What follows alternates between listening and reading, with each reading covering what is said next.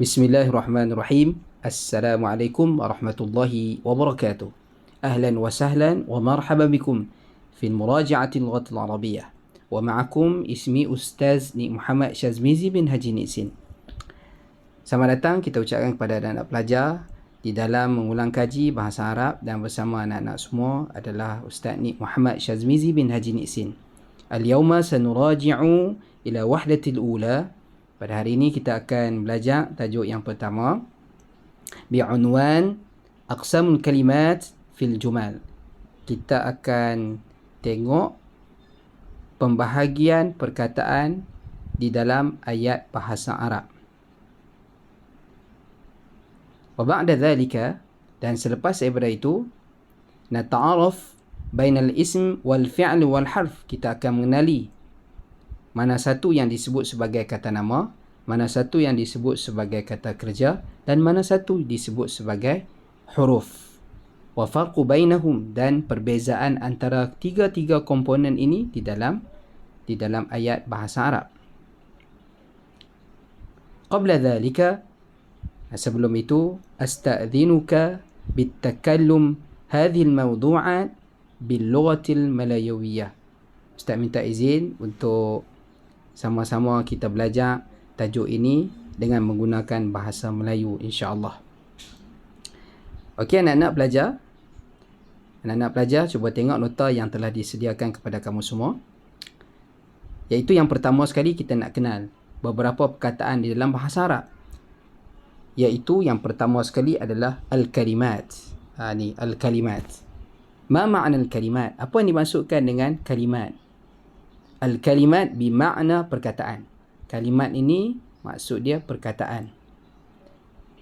Iaitu satu huruf yang digabungkan menjadi satu perkataan. Itulah nama dia al-kalimat. Gabungan antara huruf-huruf membentuk kalimat. Manakala gabungan antara kalimat-kalimat, perkataan-perkataan akan membentuk al-jumlah, yakni kita sebut sebagai ayat. Juga disebut sebagai al-jumal, ayat-ayat. Jadi kenapa kita nyatakan dia sebagai jumlah? Jumlah ni kalau kita kata total kan, gabungan antara 1 campur 1 campur 3 campur 4, jumlah dia berapa? Jadi antara satu perkataan campur satu perkataan campur satu perkataan membentuk satu jumlah, membentuk satu ayat. Jadi dalam bahasa Arab ini dibahagikan 3 komponen ataupun 3 bahagian. Yang pertama kita panggil dia kata nama.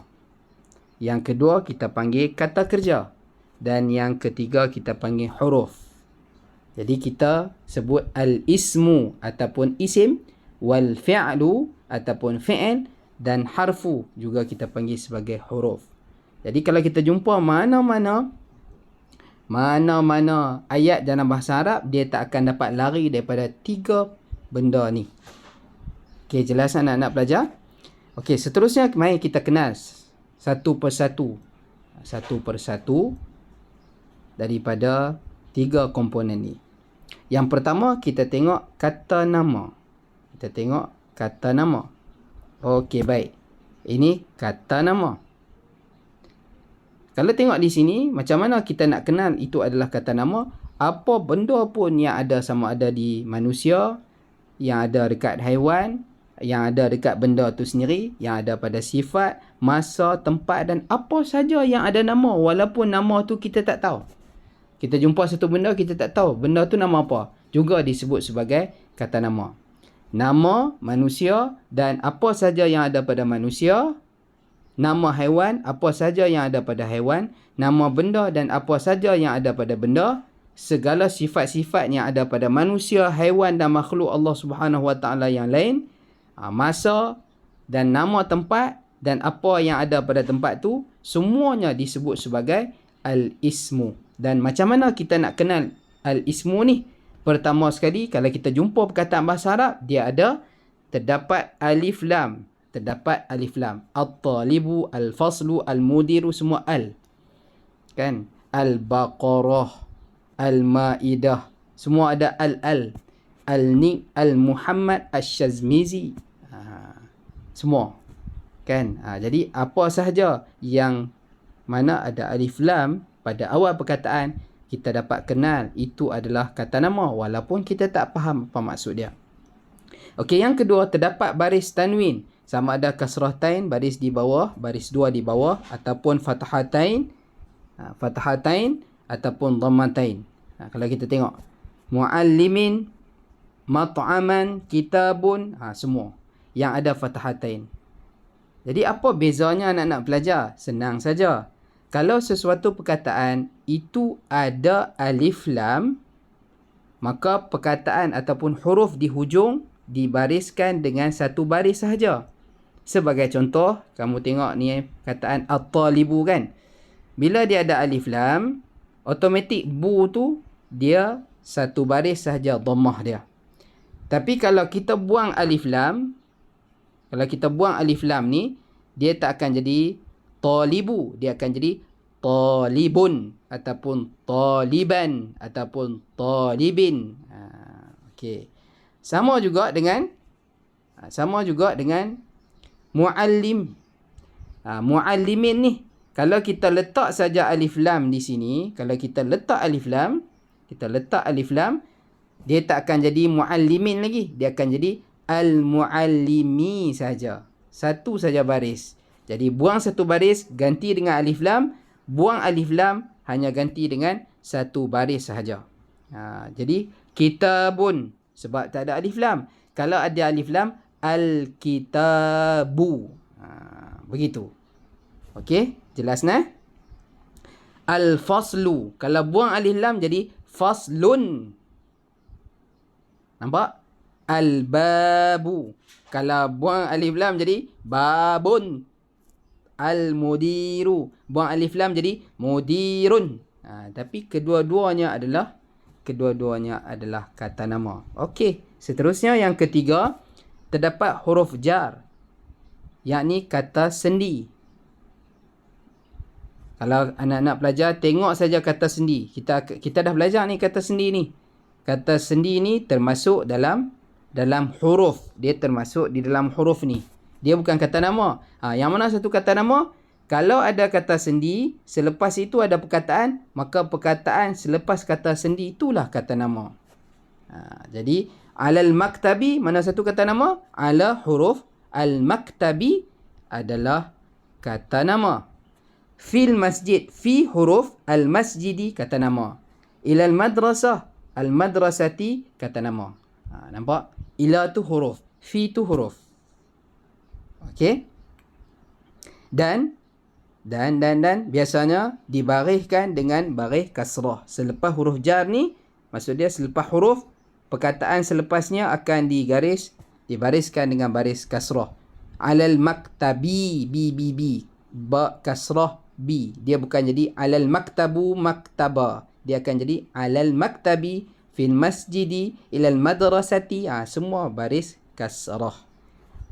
Okey, lepas tu anak-anak pelajar, kita tengok lagi yang keempat. Macam mana kita nak kenal sesuatu itu disebut sebagai kata nama, isim. Apabila kita jumpa ni, ni. Apa maksud ya ni? Ya ni adalah kata seruan. Tanda seruan macam ni kan? Macam tu kan, tanda seruan. Ini adalah nada kata seru. Apa maksud ya? Ya wahai lah. Wahai hamba Allah, ya abdallah. Jadi ya ni dia tidak termasuk di dalam kata nama, tetapi perkataan selepas ya ni lah kata nama. Perkataan selepas ya. Apa perkataan selepas ya? Abdallah. Abdallah ini adalah kata nama, hamba Allah. Ya akhi. Akhi ni kata nama, saudaraku. Ya bukan kata nama. Hayya Muhammad. Wahai Muhammad. Apa beza hayya? Hayya ni jom. Hayya ala salah. Seru, jom. Wahai Muhammad. Muhammad ni lah kata nama. Nampak? Jadi kita tengok macam mana kita nak kenal kata nama. Ada 4. 1, setiap huruf itu ada alif lam. Kedua, adanya tanwin. Ketiga, selepas huruf jar. Keempat, kalau ada ya ataupun ada hayya Dia adalah kata nama. Dan satu lagi, anak-anak pelajar, yang kelima, sebagai penambahan untuk kita pada video kali ini, kalau kita jumpa sesuatu perkataan, dia ada ta marbutah. Talibatun. Talibatun. Al-madrasatu. Hamzatun. Hamzah. Dia ada ta marbutah ni. Ni dia ada ta marbutah ni. Biasanya dia adalah kata nama. Okey. Clear anak-anak pelajar? Clear. Tak susah kan? Tak susah. Okey. Seterusnya kita pergi yang kedua adalah kata kerja. Al-fi'lu, kata kerja.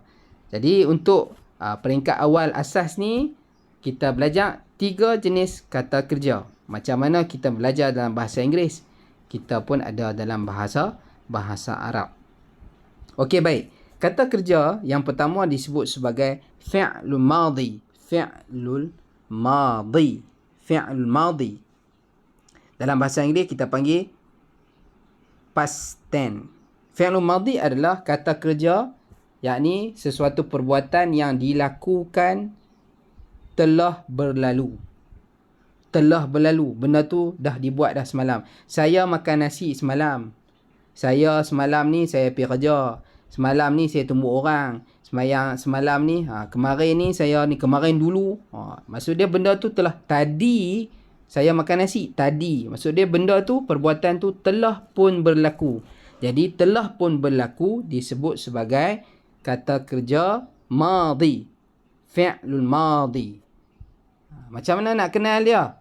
Biasanya fi'lul madhi ni dia berbaris fathah di akhir sesuatu perkataan. Berbaris fathah. Okey nah.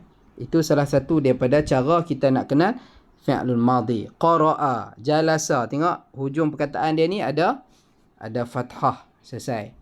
Lepas tu, kalau kita nak kenal fi'lul madhi ni, dia juga berlaku penambahan di akhir pada sesuatu perkataan. Tak ada apa-apa penambahan, cuma ada baris fathah, ataupun dia ada penambahan huruf pada hujung perkataan. Contohnya daripada qara'a jadi qara'tu. Qara'at. Semua tambah hujung-hujung. Qara'tu, qara'na. Nampak nah? Qara'a, qara'u. Semua tambah hujung-hujung. Qara'at, qara'ata, qara'na, qara'ta, qara'tuma, qara'tum. Semua ditambah di hujung-hujung daripada perkataan asal dia. Jalasa, dia akan jadi jalasu. Nampak? Dia tambah di hujung. Itulah fi'lul madhi. Okey, selesai nah? Okay, anak-anak pelajar, kita teruskan lagi. Yang kedua, present tense. Dalam bahasa Arab disebut sebagai fi'lul mudhari'. Fi'lul mudhari'. Fi'lul mudhari'. Fi'lul mudhari'. Iaitu kata kerja yang kita buat la ni. Kita tengah buat la ni. Ataupun sesuatu yang kita akan buat. Satgi saya nak pergi semayang. Satgi saya nak makan nasi. Satgi saya nak keluar. Jadi saya nak tu saya akan buat. Akan buat ataupun lah ni saya tengah makan nasi. Hampa pi lah dulu saya tengah makan nasi ni. Hampa pi sat saya nak terperak ni. Jadi nak tu ataupun sedang buat ataupun akan buat kita sebut sebagai fi'lun mudhari'. Macam mana nak kenal fi'lun mudhari' ni? Kalau fi'lun madhi, hujung perkataan dia ada fathah. Tapi fi'lun mudhari', hujung perkataan dia dibariskan dengan dhammah. Naqra'u, ya'kulu, ashrabu, taqumu, aku. Semua baris-baris dengan hujung. Hujung dia baris dhammah. Walau bagaimanapun anak-anak pelajar, kita kena kenal dia adalah fi'lu. Okey, kalau tadi fi'lun mudhari' ni dia tambah di hujung perkataan asal. Jalasu. Darastu dia tambah hujung. Manakala fi'lun mudhari' dia ada dua. Satu, dia tambah di awal perkataan. Daripada qara'a tadi, dia tambah naqra'u. Apa saja dia tambah? Aqra'u, yaqra'u, taqra'u. Dia tambah dengan 4 huruf ni. Sama ada alif, aqra'u, nun, naqra'u, ya, yaqra'u, ta, taqra'u. Macam tu. Kalau akala, akulu, nakulu, yakulu, takulu, tak taulu. Macam itulah. Dia tambah di awal perkataan asal. Yang kedua, dia tambah di awal dan di hujung perkataan. Dia bukan dia tambah di awal perkataan asal dia, tapi dia tambah di awal dan di hujung perkataan. Contohnya, tadi kita kata taqra'u kan? Dia tambah lagi. Taqra'una. Taqra'una. Dia tambah di awal satu, yang kedua ditambah di hujung. Taqra'na. Yaqra'na. Dia tambah awal, dia tambah hujung. Itulah fi'lun mudhari'. Jadi untuk fi'lun madhi mudhari' ni dan juga fi'lun amal, jadi Ustaz akan terang kepada kamu satu persatu dan Ustaz dah bagi nota kan. Siapa yang belum dapat nanti bagi tahu kat Ustaz semula PM nah. Okey, yang ketiga adalah fi'lul amri. Fi'lul amri, kata kerja perintah. Kalau tadi dia ada benda yang kita dah buat, kita ada benda yang kita akan buat dan tengah buat. Dan yang ni, benda ni biasanya sama ada tengah buat, mungkin akan buat nanti. Contoh mak kata, baca buku. Mungkin kita tak buat lagi. Mak suruh lah tu baca, tapi kita pergi baca satgi. Duduk, mungkin kita tak duduk lagi. Jadi dia tak mengikut kepada zaman, dia tak ikut pada masa. Tetapi yang tadi dia ikut pada zaman, pada masa. Okey, selesai nah. Kebiasaannya, kita nak kenal dia mempunyai huruf alif di depan dan baris sukun di akhir. Huruf alif kat depan ni, udrus, iqra', ijlis, semua huruf alif. Dan di hujung huruf dia dibaris dengan sukun. Biasanya kita bercakap dengan orang yang ada di depan kita. Okey. Ijlis, kita tak akan cakap seorang-seorang. Duduk, tak ada siapa pun kat situ. Sudah. Assalamualaikum warahmatullahi. Kita Assalamualaikum tu biasanya orang tu ada depan mata kita. Kalau dalam semayang, walaupun kita tak nampak, jin, malaikat dan sebagainya, kita bagi salam. Walaupun dia tak jawab. Kalau dia jawab, kita lari. Tak ada siapa. Assalamualaikum warahmatullahi. Ada orang jawab belakang. Waalaikumsalam warahmatullahi. Sudah. Hati kita. Jadi, kita nak perintah seseorang yang biasanya ada depan mata kita. Kalau dalam handset ni lain lah. Satgi pergi kedai Sat. Yang tu walaupun bukan depan mata, tetapi dikira bersemuka. Sebab apa? Di alam maya. Okey. Nak belajar? Selesai yang tu nak belajar. Seterusnya yang ketiga, huruf. Okey, huruf ni adalah sesuatu yang disebut selain daripada kata nama dan kata kerja. Contohnya kan, apa? Apa tu orang ke? Tak, bukan orang. Binatang ke apa tu? Bukan dia. Sejenis makhluk parasit ke? Tak juga. Alien ke apa tu? Jadi, apa adalah huruf. Ma ismuka, apa nama kamu? Jadi, dia sejenis huruf.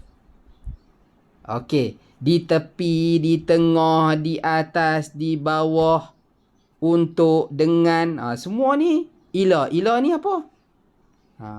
Ila ni manusia ke? Nama Nur Laila ke? Kita panggil dia Ila. Ala ni apa? Ala ni, nama dia Syamila kot. Kita panggil dia Ala. Tak.